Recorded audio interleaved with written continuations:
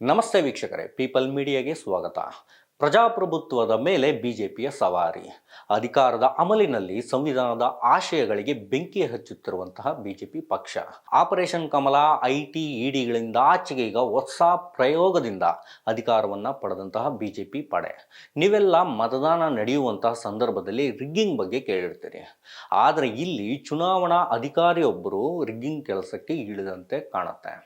ಮತಗಳನ್ನು ಹಾಕೋದಕ್ಕಲ್ಲ, ಬದಲಾಗಿ ಮತಗಳನ್ನು ಇನ್ವ್ಯಾಲಿಡ್ ಮಾಡಲಿಕ್ಕೆ, ಅಂದರೆ ಅಸಿಂಧು ಮಾಡಲಿಕ್ಕೆ ಅಂತ. ಬನ್ನಿ ಈ ವಿಚಾರದ ಕುರಿತು ಈ ಒಂದು ವಿಡಿಯೋದಲ್ಲಿ ಮಾತಾಡೋಣ. ನಿನ್ನೆ ಚಂಡೀಗಢದಲ್ಲಿ ಮುನ್ಸಿಪಲ್ ಮೇಯರ್ ಚುನಾವಣೆ ನಡೆದಿದೆ. ಬಹಳ ಸ್ಪಷ್ಟವಾದ ರಿಸಲ್ಟ್ ನಿರೀಕ್ಷೆಯಲ್ಲಿದ್ದಂಥ ಜನರಿಗೆ ಹೊಸದೊಂದು ಬೆಳವಣಿಗೆಯನ್ನು ಕಂಡು ಶಾಕ್ ಆಗಿದ್ದಾರೆ. ಈ ಹಿಂದೆ ಬಿಜೆಪಿ ಪಕ್ಷ ಇಡೀ ದೇಶದಲ್ಲಿ ಆಪರೇಷನ್ ಕಮಲದ ಮೂಲಕ ಹೇಗೆಲ್ಲ ಅಧಿಕಾರಿಗಳನ್ನು ಹಿಡಿದಿದೆ ಅನ್ನೋದು ನಿಮಗೆಲ್ಲ ಗೊತ್ತೇ ಇದೆ. ದೆಹಲಿಯಲ್ಲಿ 7 ಜನ ಶಾಸಕರಿಗೆ ಆಮಿಷವನ್ನು ಕೊಟ್ಟು ಅಧಿಕಾರವನ್ನು ಪಡೆಯುವಂಥ ಕೆಲಸಕ್ಕೆ ಮುಂದಾಗಿತ್ತು. ಕಳೆದ ವಾರವಷ್ಟೇ ನಿತೀಶ್ ಕುಮಾರ್ ಬಿಹಾರದಲ್ಲಿ ಬಿಜೆಪಿಯನ್ನು ಒಳಗೊಂಡಂತಹ ಸರ್ಕಾರವನ್ನು ರಚನೆ ಮಾಡಿದ್ದಾರೆ.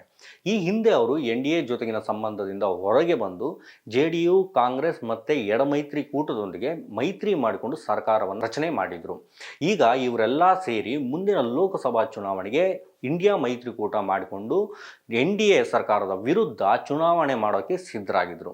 ಆದರೆ ರಾತ್ರೋರಾತ್ರಿ ತಮ್ಮ ನಿರ್ಧಾರವನ್ನು ಹಿಂದಕ್ಕೆ ತಗೊಂಡು ಈಗ BJPಯೊಂದಿಗೆ ಮೈತ್ರಿಯನ್ನು ಮಾಡಿಕೊಂಡು 2 ವರ್ಷದಲ್ಲಿ 2ನೇ ಬಾರಿಗೆ CM ಆಗಿ ಪ್ರಮಾಣ ವಚನವನ್ನು ತಗೊಂಡಿದ್ದಾರೆ. BJP ಪಕ್ಷ ಹೇಗೆಲ್ಲ ರಾಜಕೀಯ ಮಾಡ್ತಿದೆ ಎಂಬುದಕ್ಕೆ ಇದು ಸಹ ಒಂದು ಉದಾಹರಣೆ.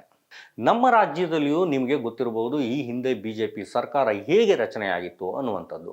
ಕಾಂಗ್ರೆಸ್ JDS ಸಮ್ಮಿಶ್ರ ಸರ್ಕಾರವನ್ನು ಹೊಡೆದುರುಳಿಸಿ ಬಿಜೆಪಿ ಮತ್ತೆ ಹೇಗೆ ಸರ್ಕಾರ ರಚನೆ ಮಾಡ್ತು ಅನ್ನುವಂಥದ್ದು ನಿಮಗೆಲ್ಲರೂ ಗೊತ್ತಿರುವಂತಹ ವಿಚಾರ.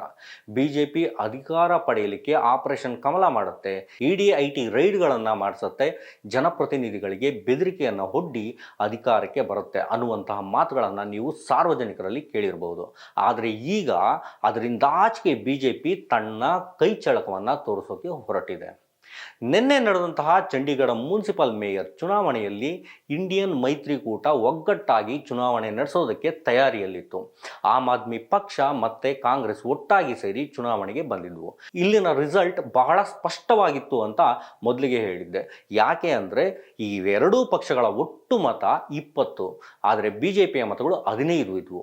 ಆಮ್ ಆದ್ಮಿ ಪಕ್ಷದಿಂದ ಮೇಯರ್ ಮತ್ತು ಕಾಂಗ್ರೆಸ್ ಪಕ್ಷದಿಂದ ಉಪಮೇಯರ್ ಅನ್ನುವಂಥ ಸ್ಥಾನಗಳನ್ನು ಪಡ್ಕೊಳ್ಳೋದಕ್ಕೆ ಈ ಎರಡೂ ಪಕ್ಷಗಳು ನಿರ್ಧಾರವನ್ನು ಮಾಡಿದ್ವು. ಚುನಾವಣಾ ಪ್ರಕ್ರಿಯೆ ಪ್ರಾರಂಭವಾಗುತ್ತೆ. ಮೈತ್ರಿಕೂಟದ ಆಲೋಚನೆಗಳೆಲ್ಲವೂ ಸಹ ತಲೆ ಕೆಳಗಾಗುತ್ತೆ. ಚುನಾವಣಾಧಿಕಾರಿ ಬಂದು ಕೂತ ನಂತರ ಒಟ್ಟು 8 ಮತಗಳನ್ನು ಅಸಿಂಧು ಮಾಡ್ತಾರೆ, ಅಂದರೆ ಇನ್ವ್ಯಾಲಿಡ್ ಮಾಡ್ತಾರೆ. ಆ 8 ಮತಗಳು ಸಹ ಮೈತ್ರಿಕೂಟದ್ದು. ಎಲ್ಲವೂ ಕ್ಷಣಾರ್ಧದಲ್ಲಿ ಮುಗಿದು ಹೋಗುತ್ತೆ. ಅಲ್ಲಿಗೆ ಬಂದಿದ್ದಂತಹ ಏಜೆಂಟರಿಗೂ ಸಹ ಈ ಯಾವುದೇ ವಿಚಾರ ತಿಳಿಸೋದಿಲ್ಲ, ಮೀಡಿಯಾ ಜನರನ್ನು ಒಳಗಡೆ ಬಿಡೋದಿಲ್ಲ. ಎಲ್ಲವೂ ಕಣ್ಣು ಮುಚ್ಚಿ ತೆಗೆಯುವಷ್ಟರಲ್ಲಿ ಮುಗಿದು ಹೋಗುತ್ತೆ. BJP ಅಭ್ಯರ್ಥಿಯಾದಂತಹ ಮನೋಜ್ ಸೋಂಕರ್ ಎಂಬ ವ್ಯಕ್ತಿಯನ್ನು ಮೇಯರ್ ಅಂತ ಘೋಷಣೆ ಮಾಡಿ ಚುನಾವಣಾಧಿಕಾರಿ ಅಲ್ಲಿಂದ ಜಾಗ ಖಾಲಿ ಮಾಡ್ತಾರೆ. ಚುನಾವಣಾಧಿಕಾರಿ ಹೇಗೆ ವರ್ತಿಸಿದ ಅನ್ನೋದರ ಒಂದು ವಿಡಿಯೋ ಕ್ಲಿಪ್ ಈಗ ದೇಶದೆಲ್ಲೆಡೆ ವೈರಲ್ ಆಗಿದೆ. ಇನ್ನು ಆ ಮೇಯರ್ ಆದಂತಹ ವ್ಯಕ್ತಿ ಲಿಕ್ಕರ್ ಬಿಸ್ನೆಸ್ಸನ್ನು ಮಾಡಿಕೊಂಡಿದ್ದು 7ನೇ ತರಗತಿ ತನಕ ವಿದ್ಯಾಭ್ಯಾಸವನ್ನು ಮಾಡಿದ್ದಾನೆ. ಒಬ್ಬ ಚುನಾವಣಾಧಿಕಾರಿ ಎಷ್ಟು ಕೇರ್ಲೆಸ್ ಆಗಿ ವರ್ತಿಸಿದ್ದಾನೆ ಅನ್ನುವಂಥದ್ದನ್ನು ನೀವು ಆ ಒಂದು ವಿಡಿಯೋ ಕ್ಲಿಪ್ಪಲ್ಲಿ ನೋಡ್ಬೋದಾಗಿದೆ. ಒಬ್ಬ ಚುನಾವಣಾಧಿಕಾರಿ ಮತ ಎಣಿಕೆ ಪ್ರಕ್ರಿಯೆಗೆ ಬಂದಾಗ ಆತ ಮಾಡಬೇಕಾದ ಕೆಲವೊಂದಷ್ಟು ರೂಲ್ಸ್ಗಳು ಇದ್ದಾವೆ. ವೋಟಿಂಗ್ ಏಜೆಂಟ್ಸ್ ಇರ್ತಾರೆ, ಅವರ ಮುಂದೆ ಮತ ಎಣಿಕೆ ನಡೀಬೇಕು.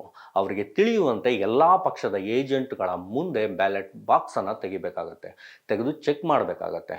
ಯಾವುದಾದ್ರೂ ಬ್ಯಾಲೆಟ್ ಪೇಪರ್ ಅಸಿಂಧುಗೊಳಿಸೋದೇ ಆದರೆ, ಇನ್ವ್ಯಾಲಿಡ್ ಮಾಡೋದೇ ಆದರೆ ಅವರ ಮುಂದೆ ಮಾಡುವಂಥದ್ದು. ಇದೆಲ್ಲವೂ ಸಹ ಪ್ರಜಾಪ್ರಭುತ್ವದಲ್ಲಿ ಜನರಿಗೆ ಇರುವಂತಹ ಹಕ್ಕುಗಳು. ಇವು ಯಾವುದನ್ನು ಸಹ ಲೆಕ್ಕಿಸದೆ ತನಗೆ ಇಷ್ಟ ಬಂದ ರೀತಿ ಆತ ನಡೆದುಕೊಂಡು ಕ್ಷಣಾರ್ಧದಲ್ಲಿ ಚುನಾವಣಾ ಮತ ಎಣಿಕೆ ಪ್ರಕ್ರಿಯೆಯನ್ನು ಮುಗಿಸಿದ್ದಾನೆ. ಈ ಹಿಂದೆ ಈ ಚಂಡೀಗಢದ ಮುನ್ಸಿಪಲ್ ಚುನಾವಣೆಯ ಕುರಿತಾಗಿ ಹೈಕೋರ್ಟ್ ಸಹ ಮಧ್ಯಪ್ರವೇಶ ಮಾಡಬೇಕಾಗಿ ಬಂದಿತ್ತು.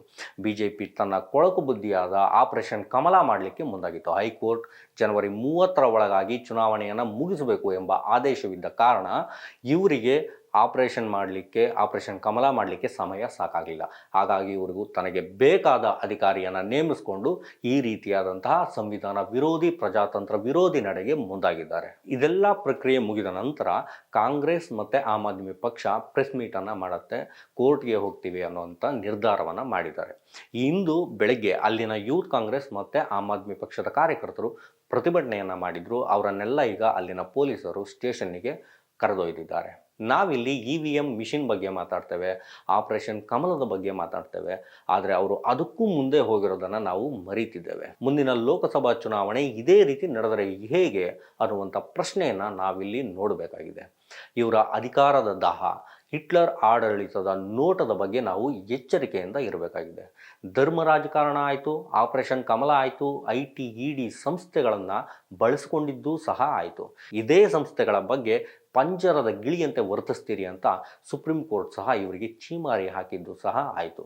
ಈಗ ಇವರ ಮತ್ತೊಂದು ಅಸ್ತ್ರ ಚುನಾವಣಾ ಅಧಿಕಾರಿಗಳನ್ನೇ ಬಳಸಿಕೊಂಡು ಚುನಾವಣೆಗೆ ಬರುವಂಥದ್ದಾಗಿದೆ. ಈ ರೀತಿಯಾಗಿ ಅಧಿಕಾರವನ್ನು ಹಿಡಿಯೋದೇ ಆದರೆ ಚುನಾವಣೆಗಳು ಏನಕ್ಕೆ? ಪ್ರಜಾಪ್ರಭುತ್ವ ಅನ್ನೋದೇನಕ್ಕೆ? ನಮಗೊಂದು ಸಂವಿಧಾನ ಅಂತ ಇರೋದಾದರೂ ಏನಕ್ಕೆ ಅನ್ನುವುದನ್ನು ಎಲ್ಲ ಸಾರ್ವಜನಿಕರು ಮತ್ತು ಮೀಡಿಯಾಗಳು ಸಹ ಕೇಳಬೇಕಾಗಿರುವಂಥ ಪ್ರಶ್ನೆ.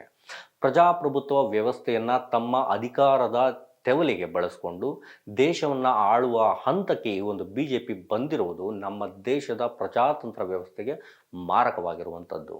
ಇವರನ್ನು ಹೀಗೆಯೇ ಮುಂದುವರಲು ಬಿಟ್ಟರೆ ಭಾರತಕ್ಕೊಂದು ಸಂವಿಧಾನವಿತ್ತು, ಈಗ ಇಲ್ಲ ಅನ್ನುವಂತಹ ಮಾತುಗಳನ್ನು ಮುಂದಿನ ಪೀಳಿಗೆಯ ಜನ ಮಾತನಾಡಬೇಕಾಗತ್ತೆ. ಇವೆಲ್ಲವನ್ನು ಖಂಡಿಸಬೇಕಾದಂತಹ ಮಾಧ್ಯಮಗಳು ಈಗ BJPಯೊಂದಿಗೆ ಸೇರಿ ಅವರೂ ಸಹ ರಾಜಕೀಯವನ್ನು ಮಾಡುವಂಥ ಪರಿಸ್ಥಿತಿಗೆ ಬಂದಿದ್ದಾರೆ.